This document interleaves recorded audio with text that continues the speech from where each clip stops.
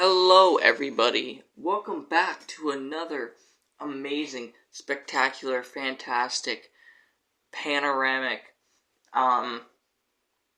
Timmy's freaking just random words podcast with Braden TV and the Gwast of Win, the Gwasty Swag, the Matsune Miku lover, Matt.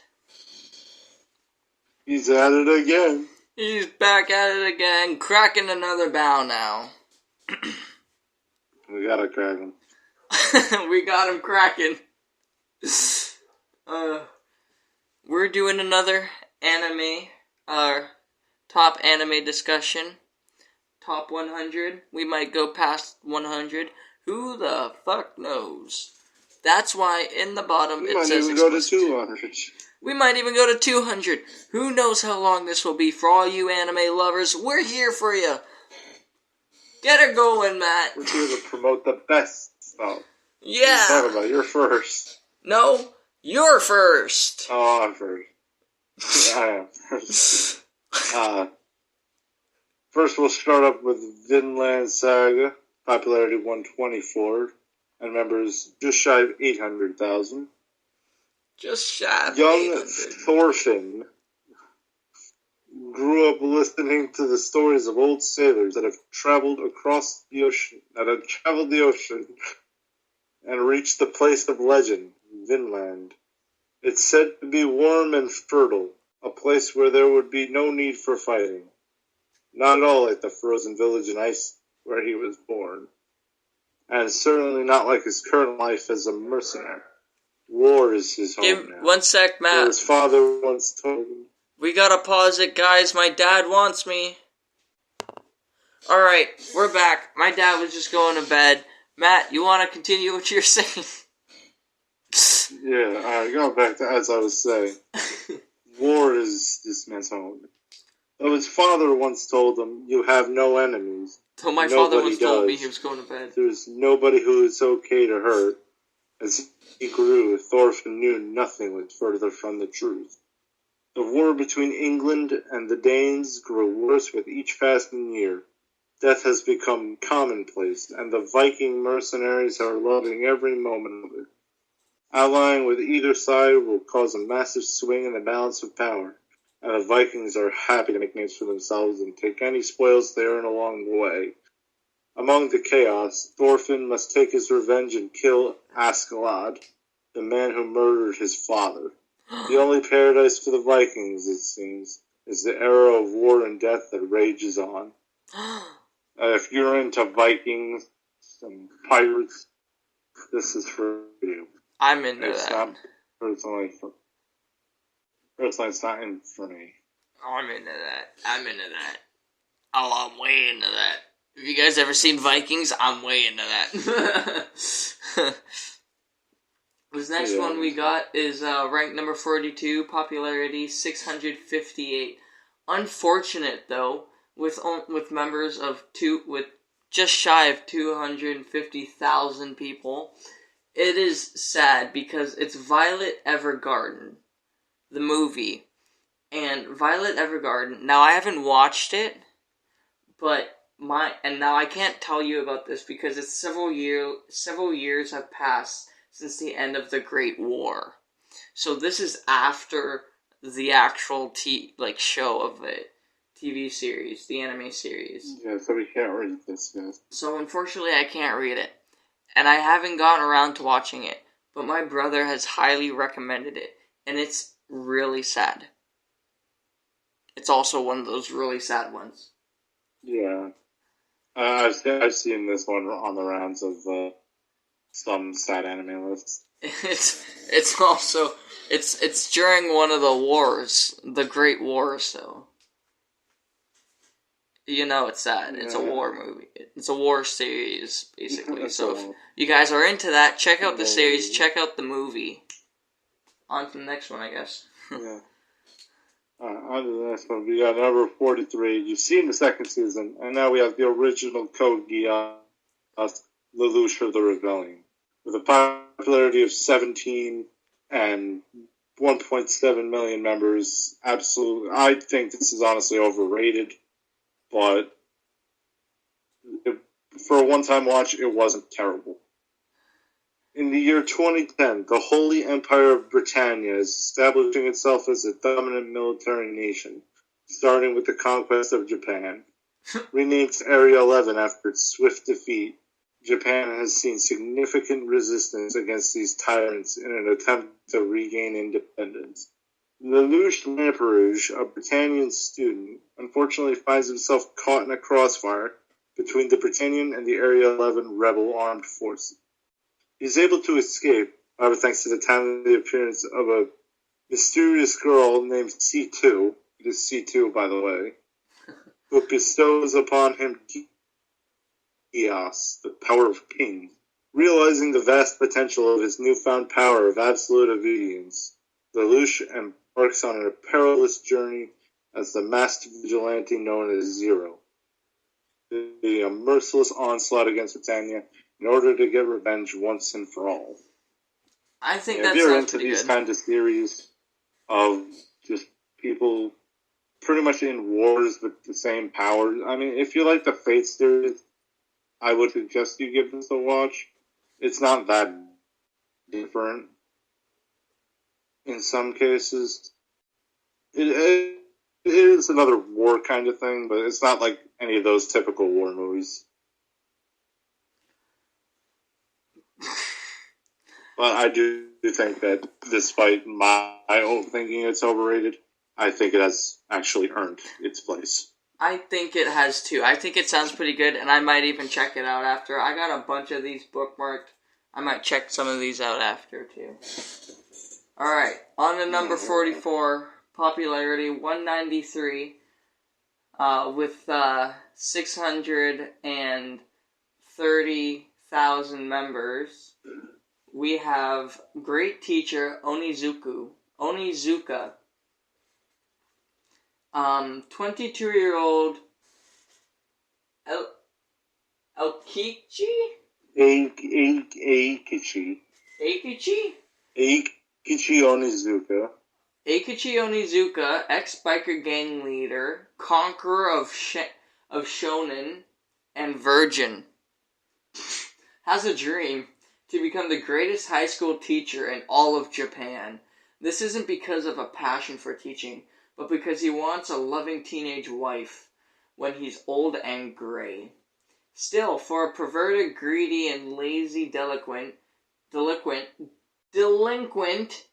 there is more to Onizuka than meets the eye. Ooh. So when he lands a job as the homeroom teacher of the class 3-4... What? That's a class 3-4? At the prestigious Holy Forest Academy. Despite suplexing the vice principal, all of his talents are put to the test. At this class is particularly infamous.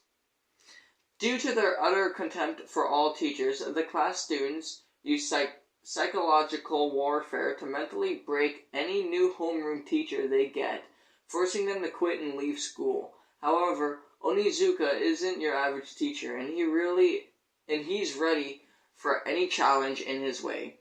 Bullying, suicide, and sexual harassment are just a few of his issues his students face daily.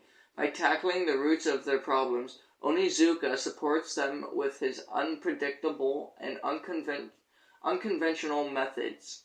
Even if it means jumping off a building to save a suicidal child, thanks to his eccentric charm and fun-loving nature, Class 3-4 slowly learns just how enjoyable school can be when you're the pupils of the great teacher Onizuka.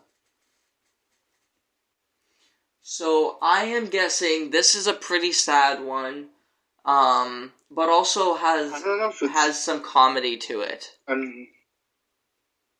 You know? I'm somewhat interested. I mean, the whole kind of thing about him being like the whole thing that you said about how he wants a teenage wife when he's old and gray just gave me weird vibes. but I feel like this might actually be worth a watch, despite it being low on the totem pole. And it's an old one. It's from I've never 1999. even heard of this one, so yeah, it's probably got that old animation style. Oh yeah, it does. Actually, looking at the episode videos, it actually does. But I kind of like this. This is the old 1900s kind of animation style. But yeah. Yeah, I personally, interesting. I don't recommend it for the pervertedness. I recommend it because I think it has a good story to it. Why do you think I'd recommend it for the pervertedness? But no, I'm not saying that. That's why you recommended it. Animates that'll tackle. No, that's not why I recommend it. I'm not but saying. I do like ones that anime that aren't willing to that are willing. I like anime that are willing to show like the darker side of humanity. Yeah, it's always been interesting. But also try to put a little bit of light in there. You know, be like, this is what it's really like. But eventually, you'll meet someone who's like this. So if you're struggling with depression, suicide, or bullying, maybe this is for you. Yeah, maybe this is exactly maybe you'll learn something if maybe you'll get something out of this. You know what? Here, we will even... if we get this category, okay, or if we get this topic, we'll put mental illnesses for a topic. Yeah. Mental illness. Yeah. And we'll just do a live stream, and if anybody has anything, like, we'll talk, and we'll be here on a live stream for a few hours talking about it and talking with you guys if you want. But that's a topic for a different video. So, let's move on to the next one. Moving on, we got number 45, Kaguya-sama Love is War, Season 2. Can't read it, but with a popularity of 129 and just shy of 800,000 members, this anime probably earns its spot here. I have heard about this. I never watched it, but I think it might be a good watch. Well, we will see when we hit the second season. Or first season, sorry. Or we hit the first season. We'll just head on over. We'll head on to the next. We'll head on to the next one. Princess Mononoke.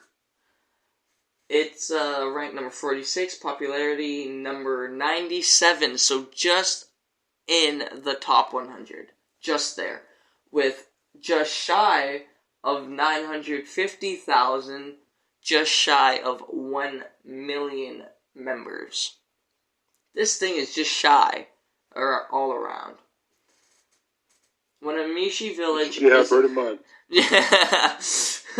When the Mushi village is attacked by a fierce demon boar, the young princess Ashitaka puts his...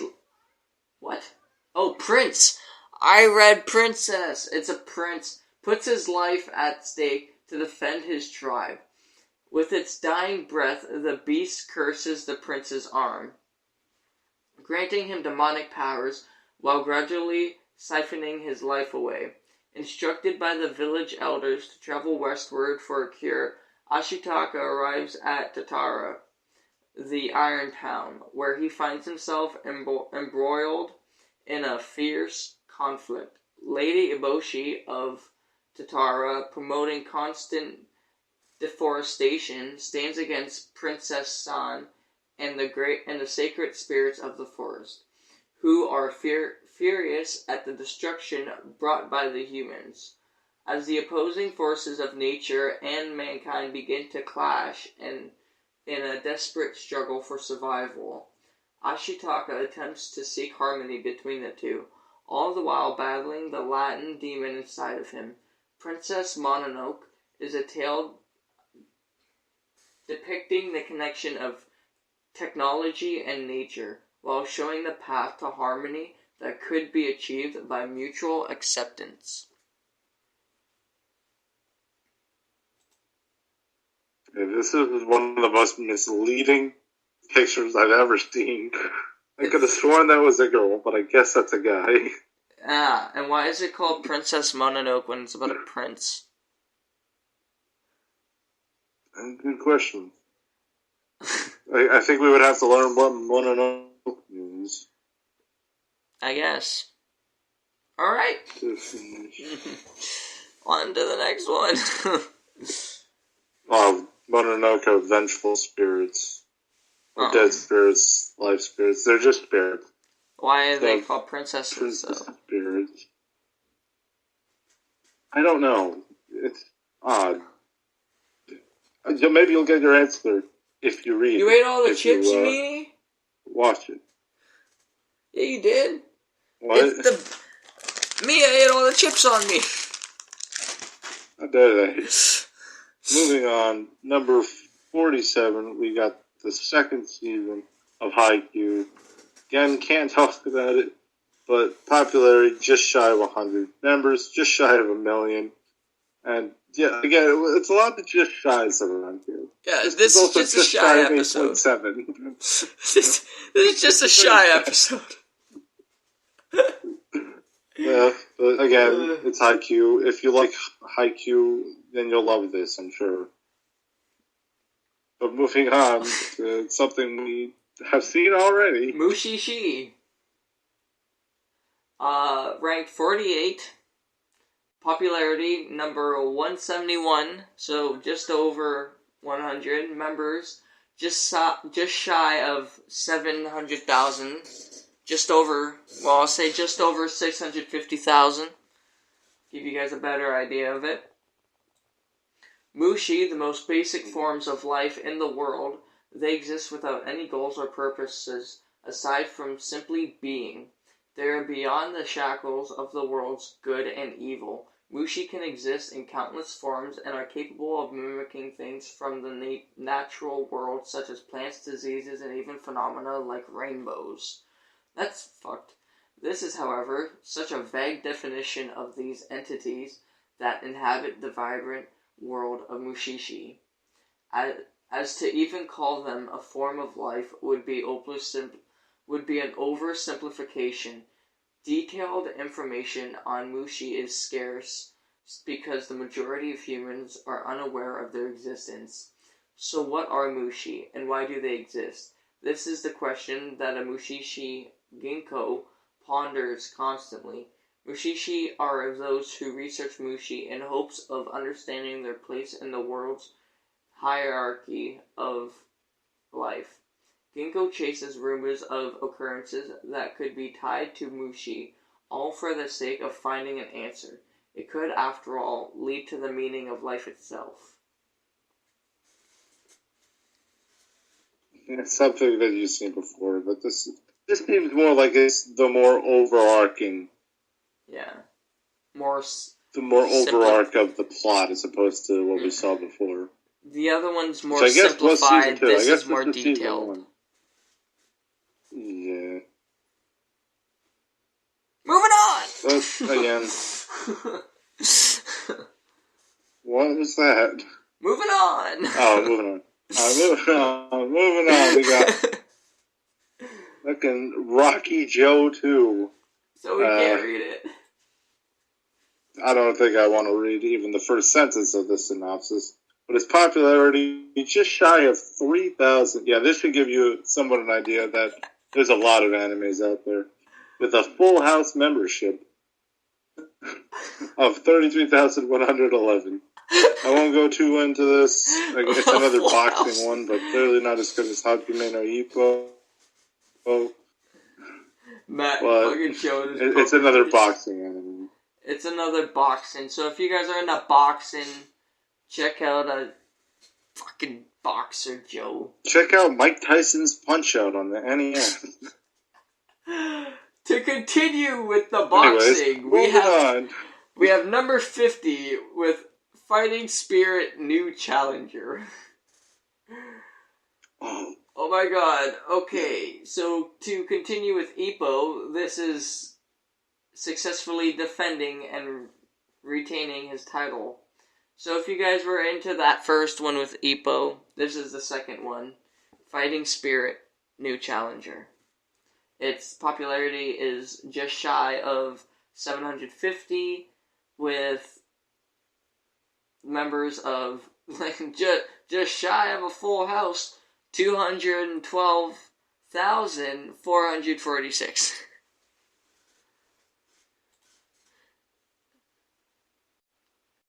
Again, just shy all around here, guys. We're all just shy. We're all just shy. But now we move on to a whole new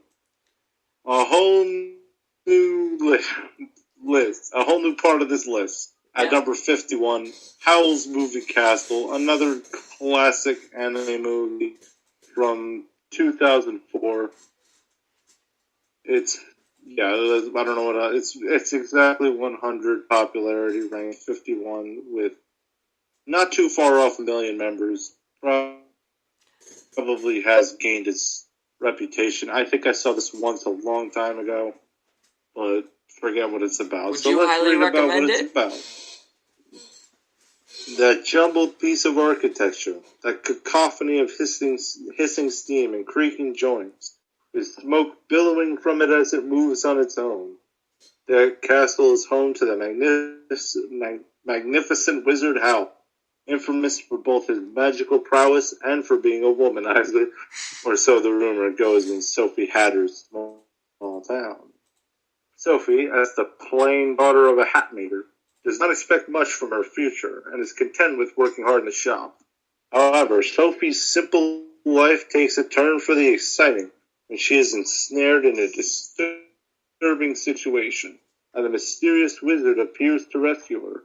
Unfortunately, this encounter, brief as it may be, spurs the vain and vengeful Witch of the Waste in a fit of jealousy caused by a past discord with Hal to put a curse on the maiden, turning her into an old woman.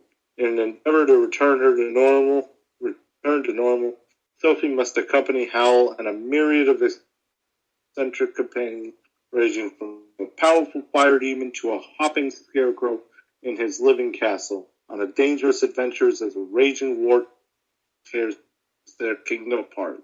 What is it with these wars, alright? Why does everything need a war to be good? It's a classic. It's definitely worth a watch. That's definitely for sure. Well, I think it sounds pretty good. It's like Spirited Away. It's a classic.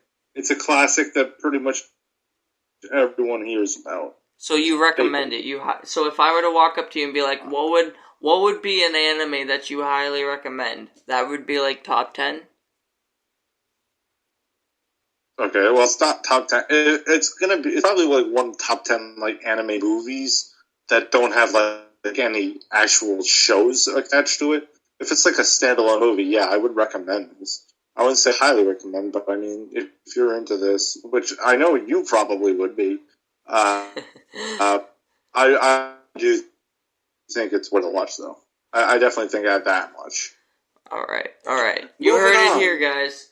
All right. Next one is Natsume's Book of Friends, Season 4. Fortunately, you can't read it.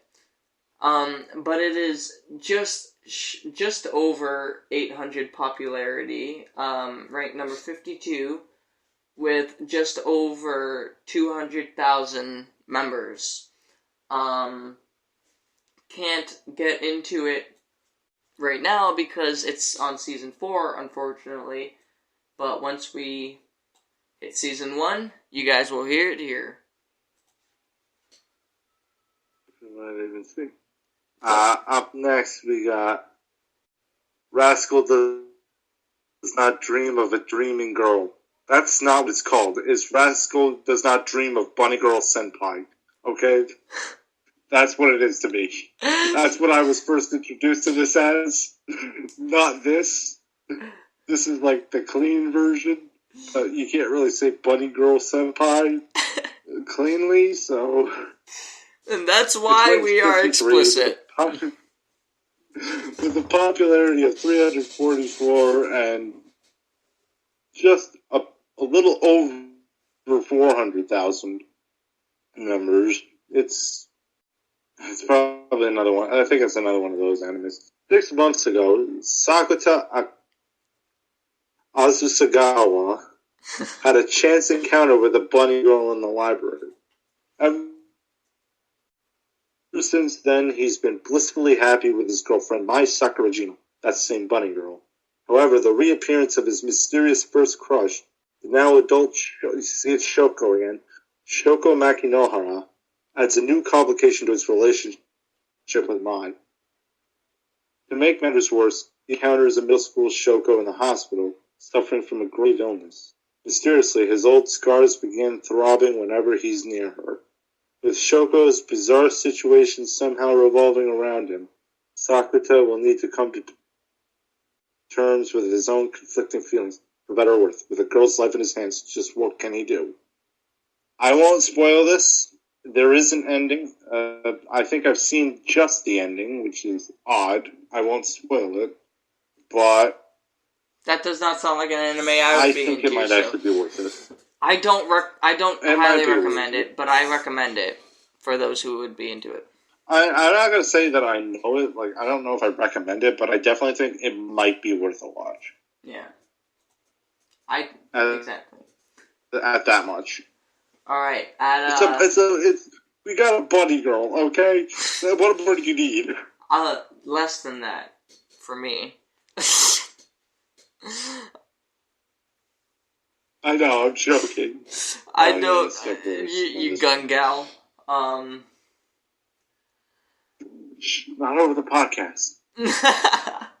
Moving on, we have Gurren Lagann at number 54, popularity number 51, just shy of 1.3 million members. So this is apparently really good. I haven't seen it. So let's. I haven't, but I've heard of it. Would you recommend it based off what you've heard? Maybe after the synopsis, I can maybe get a better picture. Simon and Carmina were born and raised in a deep underground village hidden. Are you gonna read the synopsis, or? Huh? Pardon? Are you gonna read the synopsis or not? I am reading. I was just reading. Oh, I couldn't hear anything. Simon and Carmina were born and raised in a deep underground village, hidden from the fabled surface. Carmina is a free-spirited, loose cannon bent on making a name for himself, while Simon is a timid young boy with no real aspirations. One day while excavating the earth, Simon stumbles upon a mysterious object that turns out to be the ignition key to an ancient artifact of war. Again with the war! Which the duo dubs Lagann. Fuck, it doesn't need to have war to be good. Just, that's the name of this episode. Using their new weapon, Simon and Carmina fend off a surprise attack from the surface with the help of Yoko Littner, a hot-blooded redhead wielding a massive gun who wanders the world above. We don't need this. We don't need this. In the aftermath of... What? But we've got more. In the aftermath of the battle, the sky is now in plain view, prompting Simon and Carmina to set off on a journey alongside Yoko to explore the wastelands of the surface. Soon they join the fight against the Beastmen, humanoid creatures that terrorize the remains of humanity, and powerful robots called gunmen. But wait, I just have to say this. If you're a giant beastman, why are you inside a fucking robot? You don't need it.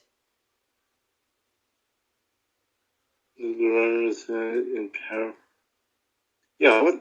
Yeah, it's a mech anime, okay? This is probably like the OG mech anime. But... It's like Transformers and Gundam. But Transformers don't have little beasts, or don't have giant beasts inside of them controlling them. Yeah, but they also don't exist anyway. So, yeah. It's anime, okay? They make literally anything. Fair enough. Although they face some challenges and setbacks, the trio bravely fights these new enemies alongside other survivors to reclaim the surface while slowly unraveling a galaxy-sized mystery. That's fucked up. I mean, okay, you know what? I'm gonna have to watch this to actually fucking understand. Because I'm confused.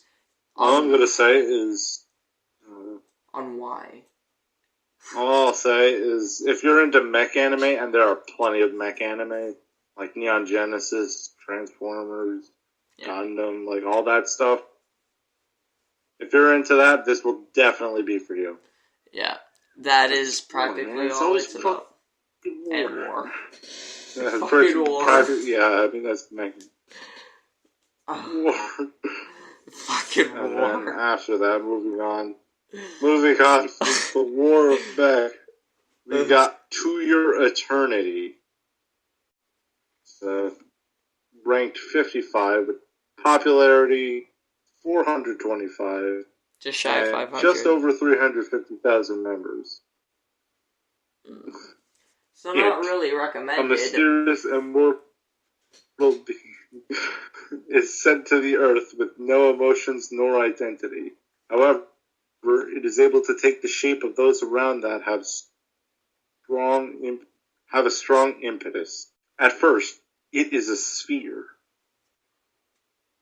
Then, it imitates the form of a rock. Nice as pause. The temperature drops and snow falls at the top. That was a long pause. I wanted to build up dramatic effects. I'm dealing with it, okay? Then it imitates the form of a rock. As the temperature drops and snow falls atop the moss, it inherits the moss. When an injured lone wolf comes limping by and lays down to die, it takes on the form of the animal. Finally, it gains consciousness and begins to traverse the empty tundra until it meets a boy.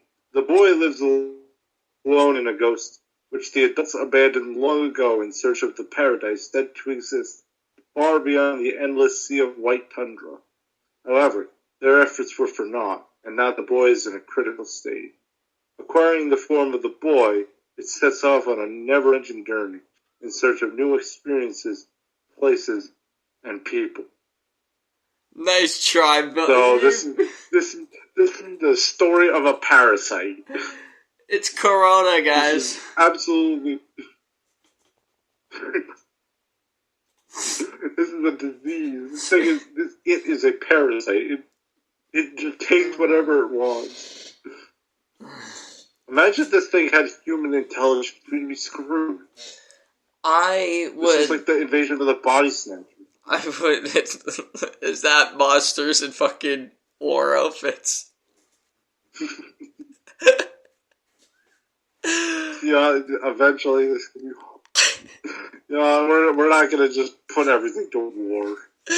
War. What is it good for? Nothing but anime. Say it again. Really? Moving on. I unfortunately can't read this one. Number 56. Natsume's Book of Friends, Season 6. Yes, we're still going strong. God damn it, I just want to read you. I just want to read your book, dude.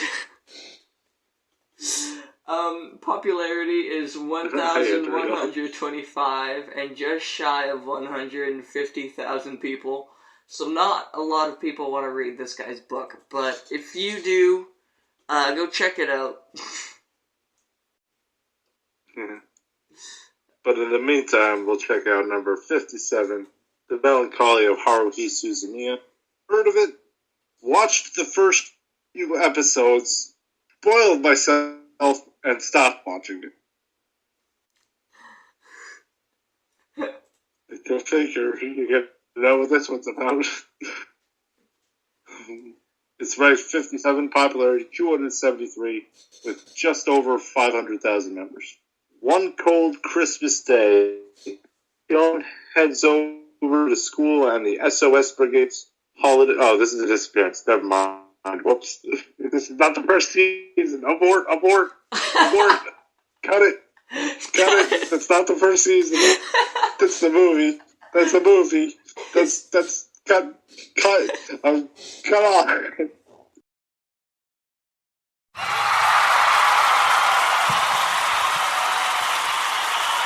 We'll discuss the melancholy at some point. All right, but moving on. We're going to number 58.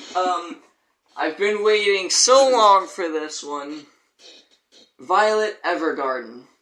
Popularity, number 58. With just shy of 1.2 million members. The Great War finally came to an end after 4 long years of conflict.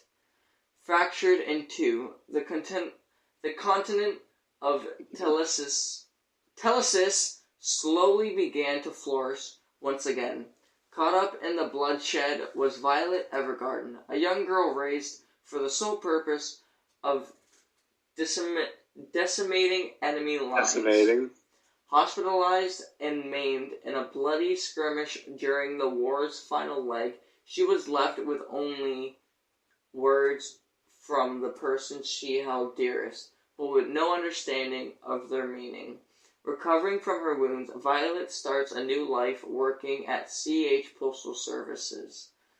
After a falling out with her new intended guardian family, there she witnesses by pure chance the work of an auto memory doll.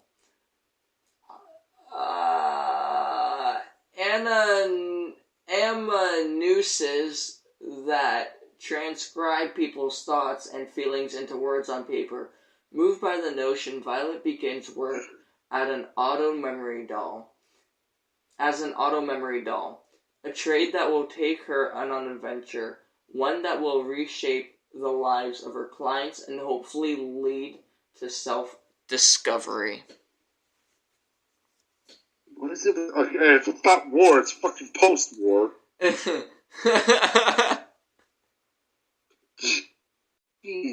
I mean, it sounds meh, I guess. I don't really have a lot to say about it. I highly recommend it. Moving on! Moving on. We got the first one we've seen in a long time. We got Attack on Titan Season 3. Can't read it, but it's got a popularity of number 32 and almost 1.5 million members. It's Attack on Titan, right? Again, there's not a whole lot to say. If you know Attack on Titan, if you like Attack on Titan, then watch it. It's a good. I like it. I think it's worth the watch, but it's mostly in Japanese. Moving on. Yeah. Moving on to the last of this. To the last of this episode, we have Death Note. Ranked 60, popularity number 1, just shy of 3 million members. A Shinigami, as a god of death, can kill any person provided they see their victim's face, write their victim's name in a notebook called a Death Note. One day, Ryuk, bored by the Shinigami lifestyle and interested in seeing how a human would use a Death Note, drops one into the human realm. High school student prodigy Light Yagami stumbles upon the Death Note, and since he deplores the state of the world, tests the deadly notebook by writing a criminal's name in it. When the criminal dies, immediately following his experiment with the Death Note, Light is greatly surprised and quickly recognizes how devastating the power that has fallen into his hands could be. With this divine capability, Light decides to extinguish all criminals in order to build a new world where crime does not exist and people worship him as a god. Police, however, quickly discover that a serial killer is targeting criminals and consequently try to apprehend the culprit. To do this, the Japanese investigators count on the assistance of the best detective in the world, a young and eccentric man known only by the name of L. I fucking highly recommend this one. Not the movie, the anime. It is so good. It gives me chills every time. Clearly. It's like number 1. Its popularity is number 1. Pretty much everyone. Yeah. Everyone has heard. You cannot know anime and not know of Death Note. You don't necessarily have to watch Death Note. You live under a rock like Patrick Star. God complex. If you're not into the whole God complex character and this eccentric detective and this back and forth thing and all this death, if that's not for you, you don't have to watch it, but you should at least know it exists. Yeah. If you don't, then you really can't call yourself an anime fan. Exactly. Which is why we're doing these podcasts, so everyone knows what these animes are. Now. And speaking of these podcasts, it's time to wrap up episode 3 of this one, but don't worry, there's more to come in the next installment. But for now, this is Aguasta Wind and his faithful compadre, Braden TV. Don't forget to subscribe. Signing off on this episode. Don't forget to subscribe. Don't forget to subscribe on YouTube to Braden TV. And check out Roblox on HMX Fly 01. That's my stuff. And have a good day. Bye-bye.